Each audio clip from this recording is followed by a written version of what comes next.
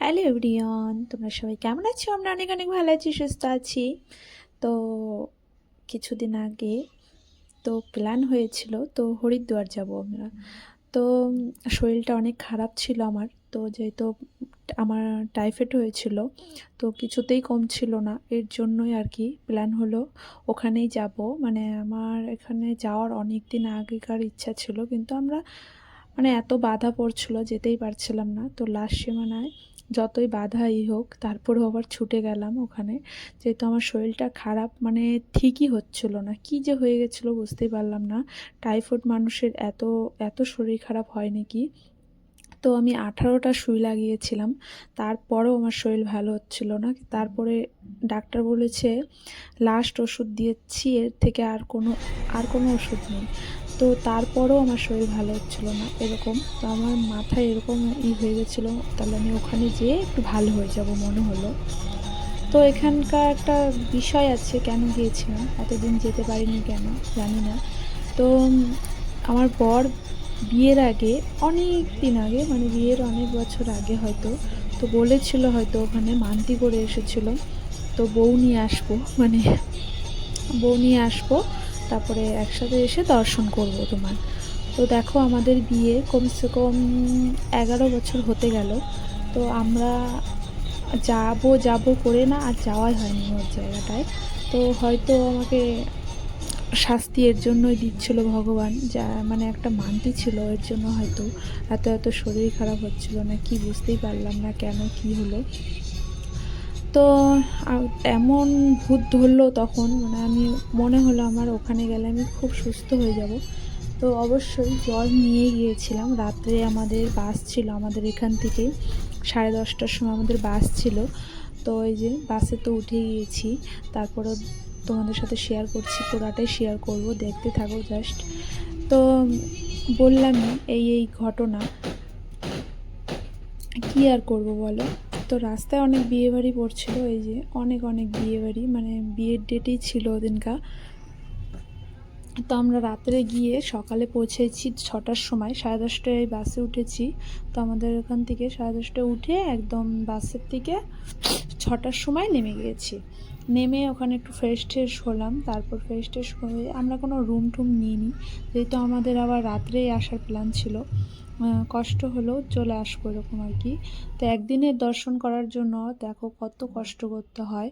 ভগবানের নীলা কি, ভগবানকে পাতে হলে মানে কত কষ্ট যে করতে হয় জীবনে, এটাও দেখলাম। মানে জীবনের স্বপ্নেও ভাবিনি আমি ওখানে যাব এরকম কিছু। তো সেটাও পূর্ণ হলো আর কি। তো গিয়েছিলাম, এত ভালো লেগেছে, এত ভালো লেগেছে।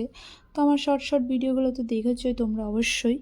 তো জায়গাটা এত সুন্দর অপূর্ব, মানে যে যে যায়নি অবশ্য যেও। এত সুন্দর জায়গা, মানে আমি জীবনে কল্পনা করেও মানে পারিনি, আমি ভাবতেও পারিনি আমি কোনো দিন এমন কোনো জায়গায় যাব আর কি।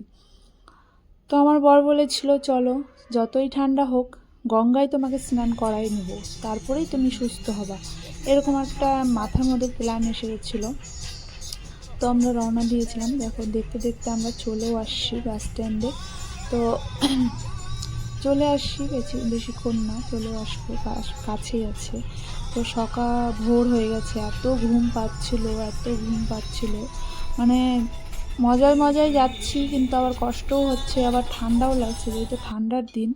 তো ওই যে কটা বাজে, 3টা না 3:30, বারবার চা খাচ্ছি, বারবার চা খাচ্ছি যে ঘুমটা যাতে না পায়। চা খেলে বলে ঘুম কেটে যায়, দেখো বাসের অবস্থা।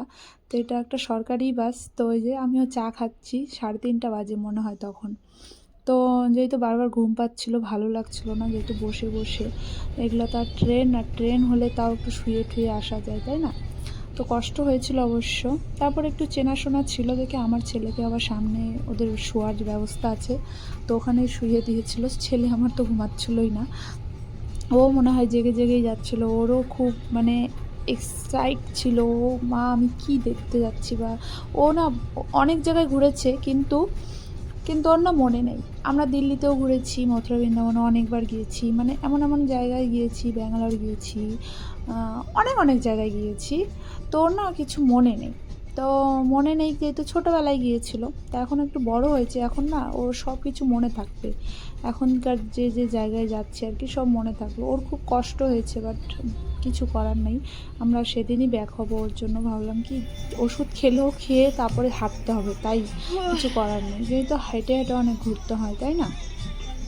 তো এই যে 6টা বেজে গেছে, আমরা চলেও আসি, পৌঁছেও গেছি। এখন একটু ওখানে ফ্রেশ হব, তারপরে মোবাইলটা চার্জ দিতে হবে। মোবাইলটা চার্জ দিয়ে তারপরে এখান থেকে রওনা দেবো।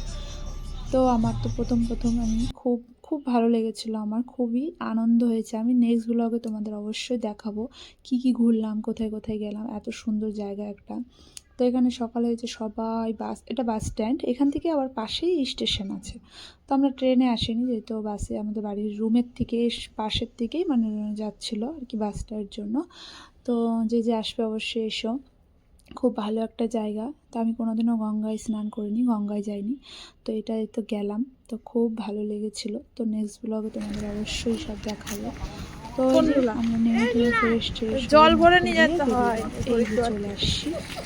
তো আসার পরে খালি দেখি জলের ড্রামগুলো, খালি জলের ড্রাম, যেহেতু এখানে গঙ্গা জল সবাই নিতে আসবে। এত ঠান্ডা পড়ছিল, মারাত্মক লেভেল ঠান্ডা, যেহেতু ঠান্ডার দিন আরও ঠান্ডা, গঙ্গার সাইড এত ঠান্ডা। মানে স্নান যে আমি কী করে করেছি ঠাকুরের নাম নিয়ে, মানে আমার ছেলেকেও স্নান করেছি, আমরা তিনজনেই করেছি। মানে ছেলে তো আমার বলছে মা আমার হাত পা কাজ করছিল না, এত অবস্থা খারাপ হয়েছে। তারপরে আবার একটু পাহাড়ে উপরে উঠলাম পরে, তো তারপরে তো গরম ছুটে গেছিলো, এত গরম লাগছিল। রোদ, আমরা যখন পৌঁছেছি অনেকটাই সকাল ছিল, এই দেখো অনেকটাই সকাল ছিল, কিন্তু আমাদের ঠান্ডা লাগছিলো প্রচণ্ড।